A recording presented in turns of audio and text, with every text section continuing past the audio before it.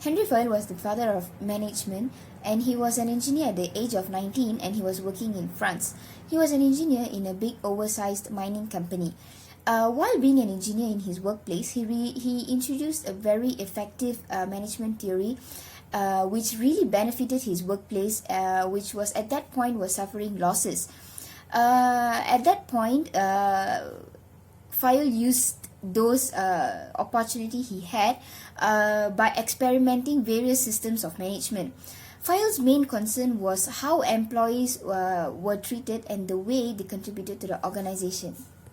Henry Fayol felt that happy employees and fun environment, working environment really contributes to a successful organization. The theory of Henry Fayol focuses on administrative leadership, which focuses mainly on five things, which is planning, organization, leading, coordination, and control.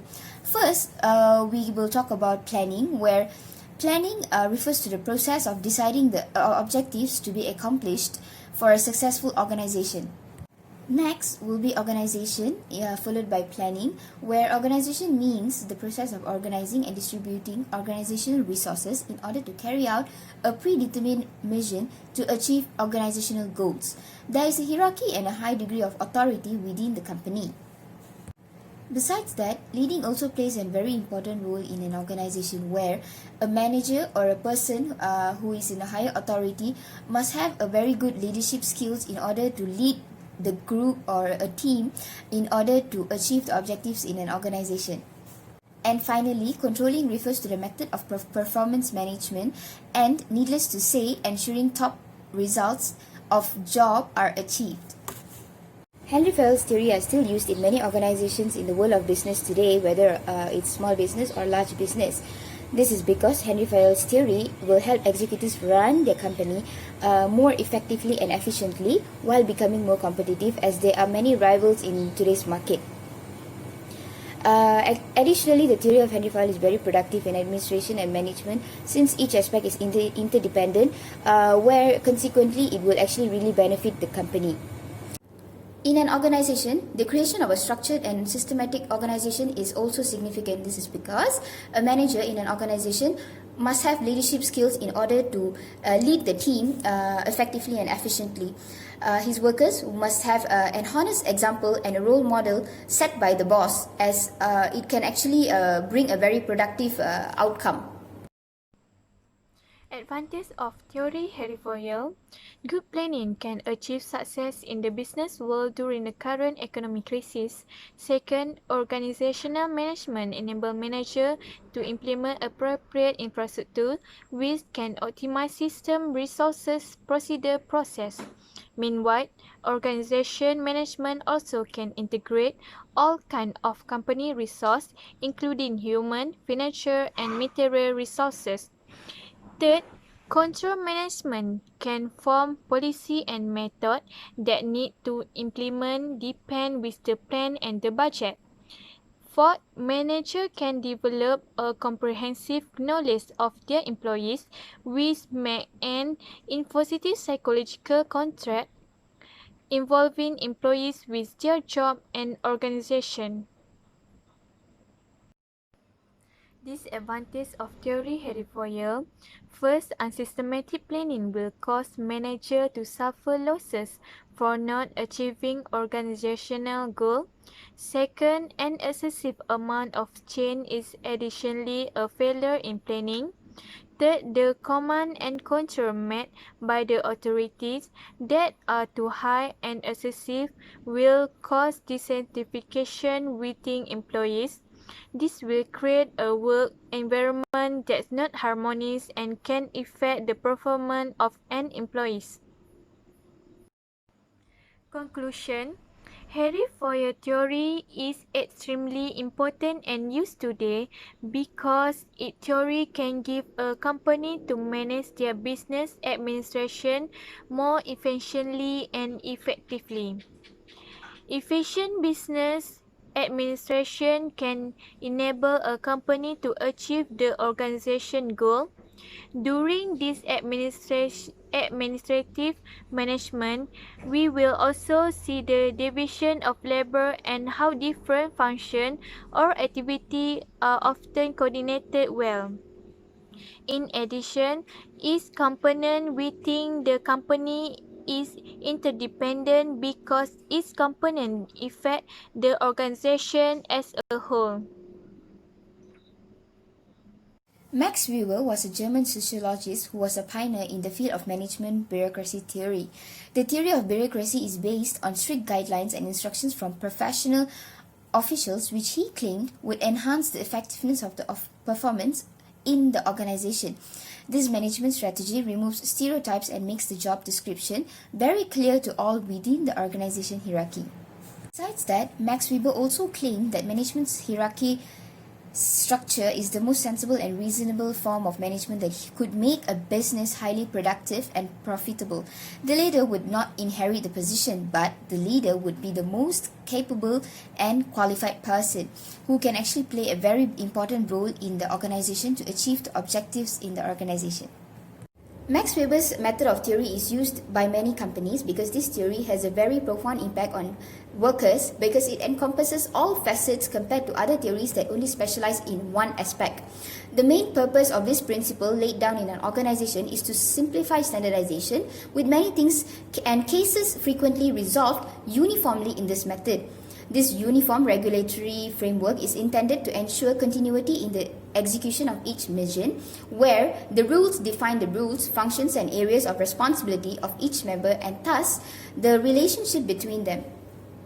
Having said that Max Weber's theory is based on bureaucratic system, hierarchical organizations divide administrative operations into one division for a chosen purpose and vary from the roles of other divisions in completing various tasks. In an organization, for example, a fund explicitly serves to shape estimates needing funds, collecting funds for the organization, handling and using those funds in the simplest way among the bureaucratic system that applies in the organization.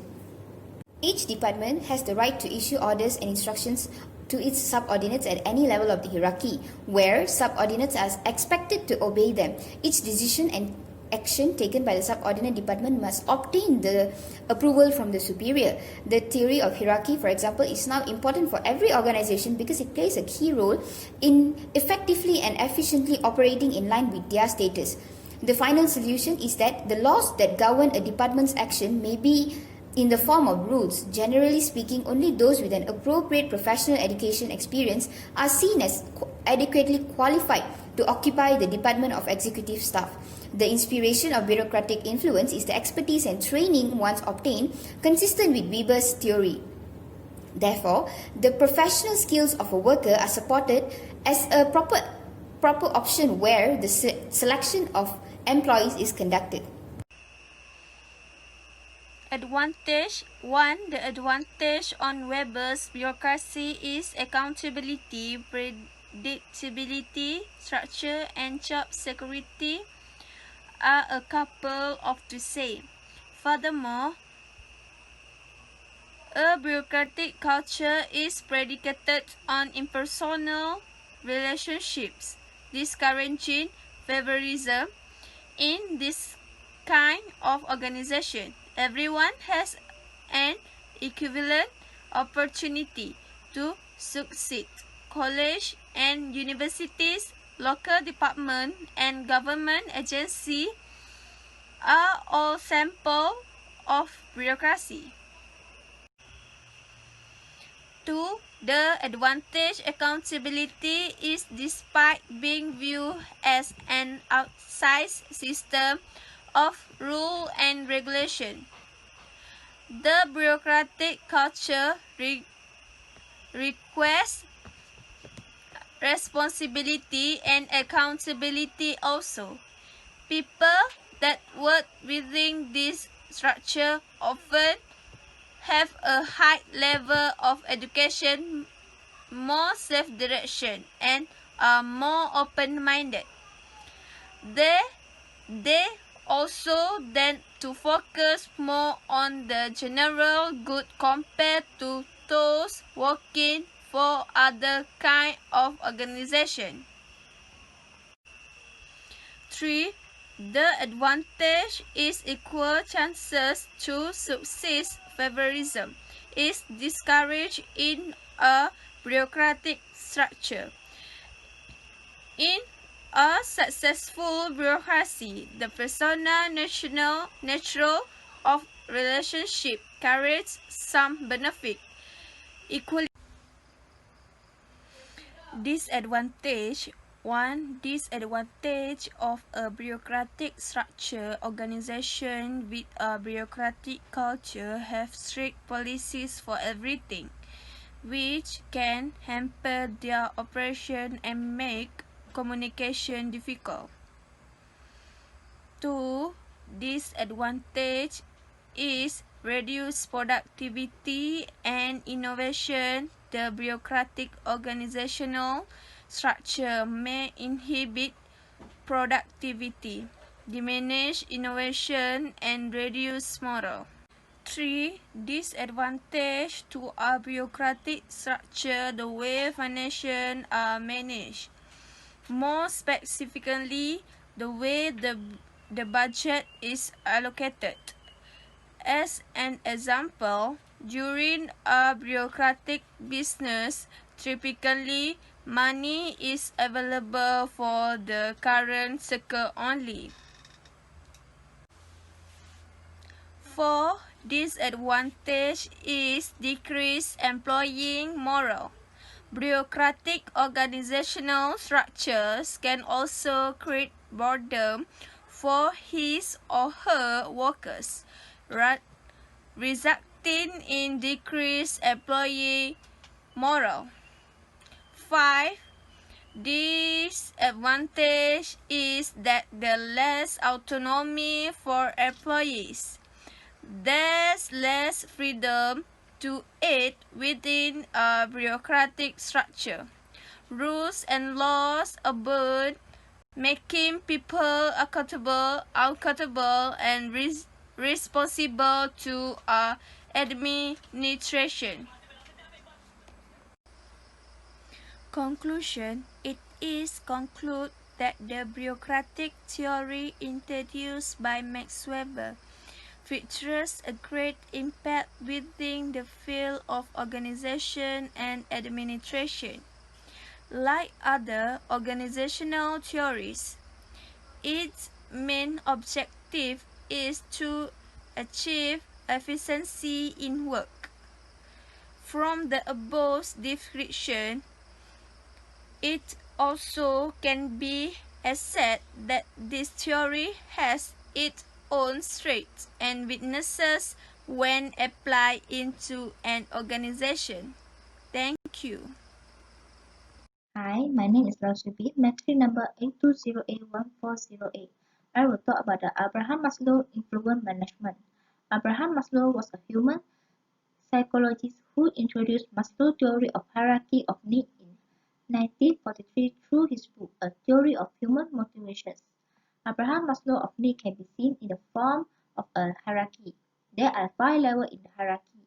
In first level is physiological need, second level is safety need, third level is love and belonging, the fourth level is need of self-esteem, and the last level is self-actualization. Abraham Maslow theory has been used in management system of any organization in past and present. First level is physiological needs. The manager of the organization carries out his responsibility by providing basic needs to his employee. For example, provides adequate office equipment so that his employee can carry out their daily tasks comfortably.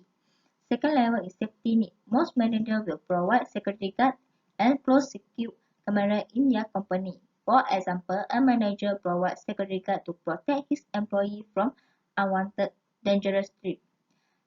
Third level is love and belonging. Most managers practice it in the company management system. Love is seen not from the aspect of sex, but from the aspect of manager who carry gentle, tolerant, and so on will make employees feel themselves exist, loved, and accepted in society. Fourth level is self-esteem. appreciation is very important in an organization because a person needs appreciations from others for contribution given so that they can feel themselves valued by others.